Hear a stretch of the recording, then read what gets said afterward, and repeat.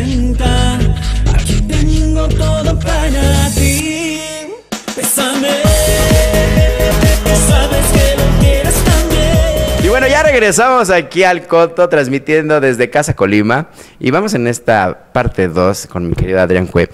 Y nos quedamos en esta parte ahora sí desde el origen. Pero no me voy a ir al origen de cuando empezaste en los escenarios, sino de niño. O sea, de niño, tú tuviste que ver algo, una película, una obra de teatro, no sé, algo que te haya el detonado de decir, yo quiero hacer, yo quiero. ¿Qué fue? Fíjate que no lo sé, yo creo que en mi circunstancia creo que es una cuestión genética. Mi madre cantaba en su juventud, y creo que la vena de artista se trae, ¿no? Suena un poco extraño, pero es cierto, es cierto. Cuando uno tiene la inquietud de construir y de hacer arte, es meramente genético. Es como ser rubio, o como ser moreno, como ser straight, o como ser gay, o como ser... Es genético, es algo con lo que naces. Y desde muy pequeño, yo me acuerdo que sentaba a todos mis primitos y entonces ponía yo la mesa y me subía a la mesa y agarraba la escoba y les hacía conciertos, ¿no? Y los tenía sentados media hora así como de, bueno, ya güey, ya acabaste con tu juego porque nosotros nos estamos aburriendo, ¿no? Y poco a poco se va tornando de un juego a una realidad, y entonces uno empieza a tomar una conciencia diferente y empieza a tratar de crear a partir de cosas reales y de cosas mucho más concretas, hasta llegar al punto en el que tienes que luchar día a día con la carrera y con todo esto que venimos hablando, ¿no? Me imagino que, bueno, en este caso tus papás pues vieron que traías eso, ¿no? Y me dijeron, déjate de pendejadas y ponte a estudiar. A eso iba, o sea, que cuando tú ya agarras y dices, pero ¿cómo fue? O sea, ¿qué viste? ¿O viste a lo mejor de algo de un casting? ¿O viste al vecinito, la vecinita que estaban en algo? ¿Qué pasó? ¿Cómo fue? Fue un programa... Sí, fue un programa hace muchos años que tuvo Televisión Azteca, que se llamaba,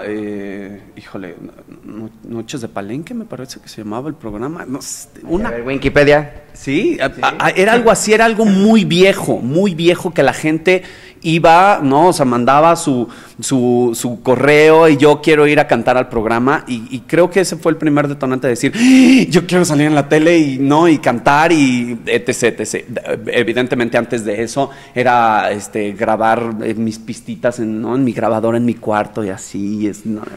Y poco a poco fueron saliendo cosas. Por supuesto, cuando el marido de mi mamá se enteró, de verdad lo que dije es cierto, fue déjate de pendejadas y ponte a estudiar, ¿no? Y mi mamá, pues, mi mamá como buena mamá, ¿no? Mamá cuervo, pues, como que, sí, es que vamos a ir a no sé dónde, y me llevaba al casting, y no, es que se fue a hacer un trabajo, y yo andaba en Televisa San Ángel, ya sabes, así, ¿no? Esperando a ver entrar un casting, cosas así. Y el proceso en mi adolescencia fue complicado. Tuve que dejar a mi familia para poder, ¿no? Amarrarme los pantalones y decir, yo quiero ser artista. Me costó el alejarme de mi familia, porque ellos se fueron a vivir a Monterrey, ¿no? Y entonces yo estaba a punto de cumplir mis 18 años y dije, ahora es cuando, ¿no? Yo no me voy, y yo no me voy, y yo no me voy, y yo no me voy, y yo no me voy. Y entonces fue de, pues te quedas y a ver cómo le haces, mijo, ¿no? Y pues me quedé y todavía sigo sin saber cómo le hice. ¿Cuál fue el primer trabajo, o no sé, hiciste comercial o algo ya profesional y donde te dijiste, sí, esto es lo que quiero? Cuando mi familia se fue, empecé a modelar, ¿no? Digo, a los 17 años, qué tan buen modelo puede ser, pero empecé a intentar modelar. Y empecé a trabajar con una persona la verdad es que yo he tenido como muchos ángeles guías en mi vida, y una de ellas fue Marcos de Dios, no sé si, bueno, Marquitos, que hace años no lo veo, pero que le guardo mucho cariño, porque fue una de las personas que impulsó a esa vena. Empecé a hacer desfiles con él. Y un día se le ocurrió, ¿por qué no? ¿Por qué no Adrián que cantara a mitad del desfile, ¿no? Entonces era como esas cosas raras que se le ocurren a Marquitos, y él me contactó con Toño Berumen, Y de ahí pues surgió el grupo y poco a poco fuimos construyendo cosas. La verdad es que he sido una persona con mucha suerte en muchos sentidos. He tenido que trabajar mucho, pero también la vida me ha regalado cosas muy padres, ¿no? ¿Cómo fue el punto de que entraste a este grupo, Mercurio? Pero pues ya tenían sus añitos, ya tenían... Es como llegar al círculo de Toby. Digo, sí, cuando uno entra a la escuela es así como de, híjole, a ver quién me toca. Y ahora, ya cuando ya llegas a algo que ya está así, y más a ese nivel que llegaste, pues que ya eran Mercurio, ¿no? Sí. Difícil, muy difícil. Una persona que a mi edad no tenía la experiencia, ¿no? En el medio artístico, que si bien existían capacidades y posibilidades de hacer muchas cosas, estás verde, ¿no? Y lo verde no se te quita más que con el tiempo y con los años y con los chingadazos, no hay otra manera.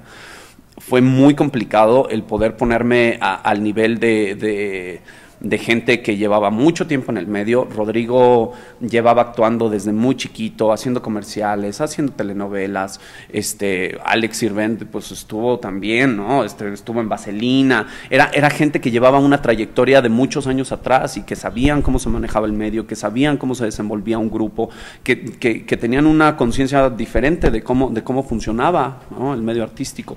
Me costó mucho trabajo poder ponerme a la par, ¿no? Por así decirlo.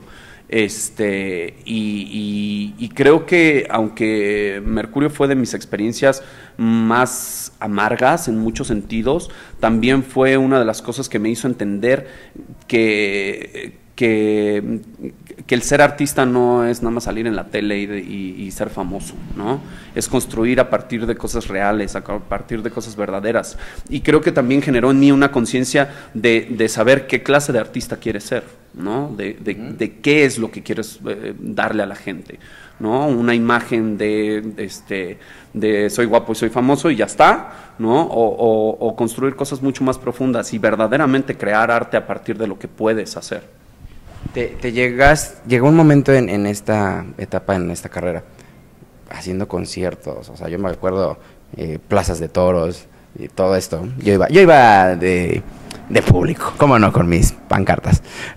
Digo, si uno que recuerda esas cosas, es así como de, ay, híjole, me caí que hacía eso.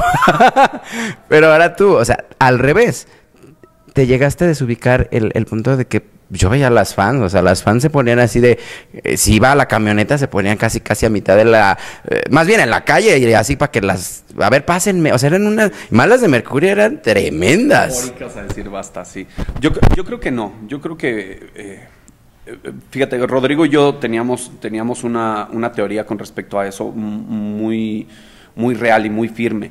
Cuando tú llenas estadios, que los llenábamos, ¿no? Y llenas auditorios y llenas conciertos y llegas a tu casa y tienes a alguien que te jale las orejas y te diga, lava tus calzones o levanta tus calzones porque yo no los voy a levantar, te hace darte cuenta que no eres más ni menos que nadie, ¿no? Y la conciencia, creo que además, siempre lo he dicho, habemos diferentes tipos de artistas y habemos artistas que nos dedicamos a esto por amor al arte, por verdaderamente la necesidad de construir arte. Y eso te genera una conciencia diferente, ¿no?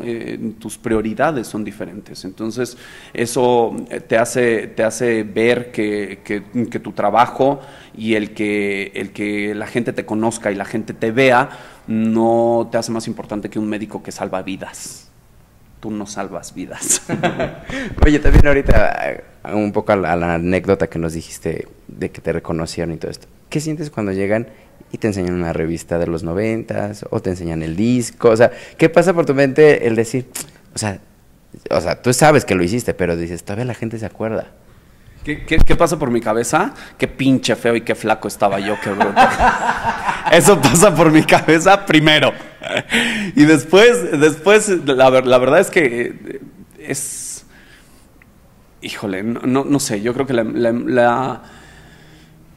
la emoción de saber que la gente está pendiente de lo que haces, ¿no? De que tu esfuerzo y tu trabajo tiene un valor que la gente recibe y que la gente percibe y que la gente siente y que la gente agradece, pues es mucho mayor a lo que muchas veces esperas de este medio, ¿no? ¿Los fans cómo toman? Porque digo, y hemos platicado con algunos compañeros en cuestión artística, que luego es así como de, oye, ¿cuándo el disco? Oye, ¿por qué esto? O sea, que luego así casi ya te están estrangulando porque no haces como que las cosas que estaban acostumbrados a verte o a escucharte, ¿no? Cuando empieza este proceso de decir, ok, yo ya acabé el grupo, pero voy por acá, y que luego, oye, no te vas a salir de solista, no vas a sacar esto. ¿Qué era lo que en ese momento a lo mejor les llegabas a decir? Por supuesto, en mi cabeza sí se generó la idea de, bueno, ya salí de Mercurio, ahora yo quiero ser solista, ¿no? Gracias a Dios, la vida te cachetea lo suficiente como para que sepas cuál es tu lugar, ¿no? Y no existió esa oportunidad, no la hubo, ¿no? Yo no estaba preparado para hacer un disco como solista. Y creo, y siempre lo he dicho, yo creo que si alguien hubiera cometido el error de apoyarme y de decir, sí, claro, vamos a hacer un disco de solista, hubiera sido una verdadera mierda de disco. No porque la gente a mi alrededor no hubiera podido tener la capacidad de hacer un buen disco, ¿no? Pero es que hay muchas otras cosas que uno tiene que saber y que uno tiene que tener como artista para poder solventar una carrera y para poder pararte en un escenario y para poder pararte frente a una cámara y para poder pararte arriba de un escenario y frente a un entrevistador para que la gente voltee y diga, no está tan pendejo el muchacho, ¿no? Si piensa, si tiene algo en el cerebro. Digo, en ese momento no lo tenía. Digo, platicando que tuvimos No digo que ahora lo tenga, ¿verdad? No, sí lo tiene. No, sí lo tiene porque hasta ahorita iba eso. En cómo contestas, o sea, y te lo puedo decir, y simplemente de un año a ahorita se nota un cucú distinto. Que te digo, que fue la última vez que te entrevisté así, face to face. Lo hablábamos con Adriana, que cuando ella te conoció fue como el de, ay, sí, es el de Mercurio, y que no se tragaban, ¿no? ¿Te llegó a pasar mucho eso? Mucho, claro, por supuesto. Creo que la imagen que se genera la gente a partir de lo que ve es lo que te decía hace ratito, es algo con lo que he tenido que venir lidiando durante muchos años en mi carrera, ¿no? El proceso de ser un artista de plástico, ¿no? Porque ese es el concepto en el que te tienen cuando tú sales de un grupo como el que yo estuve, ¿no? Es, sí, bueno, ajá, listo, ¿no? Estuve en un grupo exitoso, qué bien, ya está. Y el seguro es mamón porque fue famoso, claro, porque él no debe ser talentoso, él debe tener chochitos en la cabeza, es complicado, es muy difícil encarar a la gente y poder ser sutil al demostrarle que eres mucho más que plástico, ¿no? Es difícil. ¿Algún momento, igual, digo en pequeño, algún momento malo y algún momento bueno que recuerdes, así que los tengas así de esa experiencia? Momentos buenos, muchos. La verdad es que en diferentes etapas he tenido momentos muy, muy buenos. El día que me confirmaron mi primer telenovela, el día que estuve por primera vez en una disquera, el día que estuve por primera vez en un estudio de grabaciones, el día que tuve mi primer aplauso de pie. He tenido muchas satisfacciones, muchas, grandes. Y momentos malos también he tenido muchos, mucho más largos que los buenos, ¿eh? La verdad es que los artistas de pronto en esta cabeza loca pasamos por unas depresiones horribles que a lo mejor nos construimos nada más nosotros, pero tenemos muchos momentos perdidos, ¿no? En los que queremos hacer y queremos construir, y el medio y la vida y el tiempo te pone frenos que te dicen, pues, take it easy, ¿no? O sea, aguanta. Perdón, que te interrumpa. Entonces sí coincides en que el ser artista, pues las fibras las tienes o sea, si normalmente una persona que no se dedica al arte tiene fibras así de que ya se enojó, ya se chiló, ya se emputó. Entonces, sí coincides en eso, digo, de que el artista tiene o sea, si pasa la mosca sí lo sientes mucho más rápido. Tienes que, ¿no? Al final, cuando tú trabajas con tus emociones, las tienes ahí, ¿no? Estás en contacto todo el tiempo con ellas. No te permites guardarlas en el baúl porque el día que las necesites van a estar guardadas, ¿no? Entonces sí es real, pero también creo que tienes que tener la conciencia y la capacidad de poder trabajar, ¿no? con tus herramientas puestas en la mesa y no con ellas encima todo el tiempo, ¿no? Pues bueno, vámonos a un corte. Ahora sí que vamos por la parte 3, porque ya vamos a platicar toda esta parte de en qué momento es la actuación que tomó un giro grande en tu vida. Y también todavía vuelvo a decir, ¿dónde quedó el disco? Que yo sí recuerdo. Y ese video está, o sea, es de las cosas visualmente, y no porque estés aquí neta, o sea, son de las cosas que visualmente pocas veces se ven. Y regresamos aquí al Coto.